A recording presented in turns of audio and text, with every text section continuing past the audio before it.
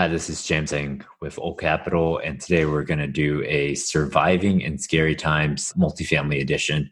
To start off, we're going to go through sort of where we are in the market today, and then also top 10 things to do in scary times, which is adapted from Dan Sullivan, who runs Strategic Coach. He actually put it out after 9/11 and has reiterated this. So I thought it'd be a good thing to go through for you as owners. So just a little bit about my background. I was born and raised in Houston, went to school at UT, spent some time at GE Capital for 10 years on the underwriting side of commercial properties through the last recession. And then the last 5 years have spent at Old Capital originating close to 750 million in multifamily loans, and then also invested in about 6,000 units across 20 plus properties in DFW, Austin, and San Antonio.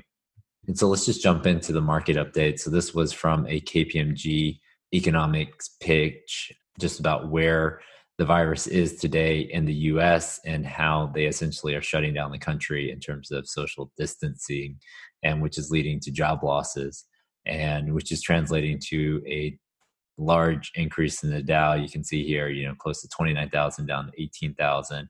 And unemployment, nobody has any idea what the unemployment numbers are going to be, but it looks to be a huge number. All of a sudden, Goldman projected about 2.2 million in unemployment claims in the month of March, I think, coming up. So everybody's expecting Q1 negative GDP, Q2 big negative GDP, and then potentially 3 and 4, Q3 and Q4.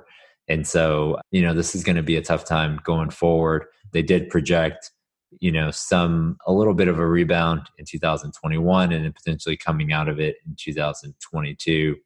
And so, one of Neil Balwa talked about how, if he sees 2 negative quarters of GDP growth, he holds off on any distributions. I think that is prudent. And then as you can see from this graph, once the positive GDP comes back, most of these expansions have run for 3, 4, 5 years. This one just happened to run for a very long time. And so I think a lot of buying, a lot of selling is going to be on hold here for a little bit. So what are you going to do during this time with negative GDP growth? So I wanted to highlight some of these things for you. Number one, forget about yourself and focus on others. So your tenants, your limited partners, your management company, how are you focused on them? How can you communicate better? Most of this is going to be virtually. How can you prepare them, whether it's phone calls or emails, preparing them for the next 3, 6, 9 months, because there's not going to be distributions. There's not going to be a lot of opportunities really for the property. So you're going to have to put systems in place and think about, all right, how can I come out of this better? Let's say with your management company, put systems in place. With your investors, put systems in place that allow you to be stronger in the expansion that's coming up. And so how can you become a source of confidence for your tenants, investors, vendors, and start focusing on others? Number 2, forget about your commodity and focus on your relationships.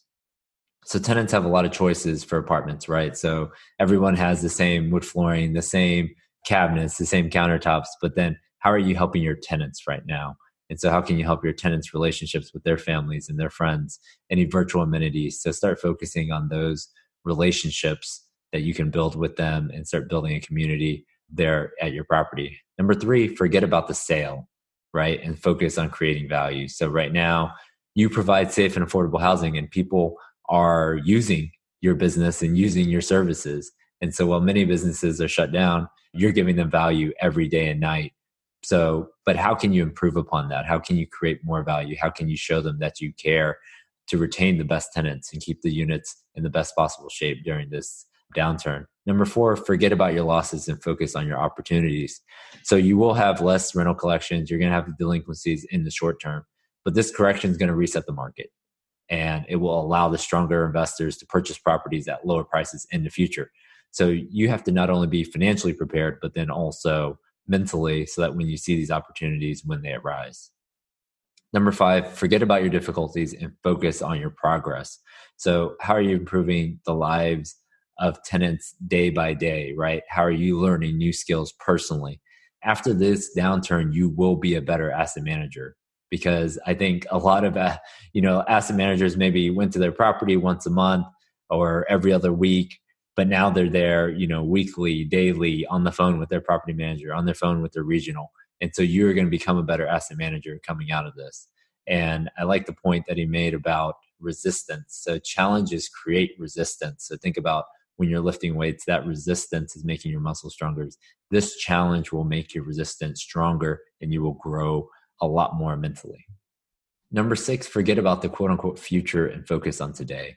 So how can you help your tenants today? What do they need today? Whether that's food, whether that's healthcare, whether that's just communication with somebody. Think about what can you do for your tenants today? What can you do for your investors today? You're not sending your investors distributions, but what can you send them in terms of information? How can you make them better investors? What can you impart to them based on what you're learning? A lot of limited partners invest with you as a general partner because they want to learn and be a little bit more on the front line so that one day they could potentially be general partners. So how are you sharing that information with your limited partners? So focus on your impact today, right? So how can you provide more housing, better housing to more people? Number 7, forget about who you were and focus on who you can be. So before you focused on new deals, what was the next new deal? What's the next deal I'm going to buy and how I'm going to raise the equity for it? Your challenge was, let's say, competition because the market was hot.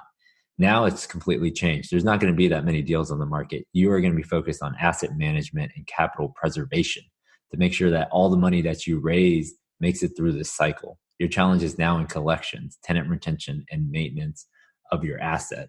And a lot of times, like people like Ken McElroy, they came out of property management. And so this is your turn to really learn about property management and improve upon those skills so that you become a better general partner in the next upcycle. Number 8, forget about events, right? And focus on your response to these. So the news has essentially taken over. Everyone's at home. All they're doing is watching the news. And so the next 3 to 6 months, there will be a lot of negativity, but there's a gap between those events and your response. So how can you see more positivity in the world and also bring that to your tenants and your investors and focus on how you're going to respond to these things? Number 9, forget about what's missing and focus on what's available. So you might be missing that walk-in traffic, but you can improve your website with virtual tours. You might be missing that ability to evict because the county took it away, but you can work with your tenants to collect rents and focus on other things to bring in that revenue. Number 10, forget about your complaints and focus on your gratitude. So put this lockdown in perspective, right? So you are called to stay home while other generations were called to go to war, to put their lives on the line. So be thankful you have a place to sleep and are providing housing for others. So coming from a place of gratitude, you can be a light for others. And I put on this other resource. It's called findhelp.org. I received an email with it.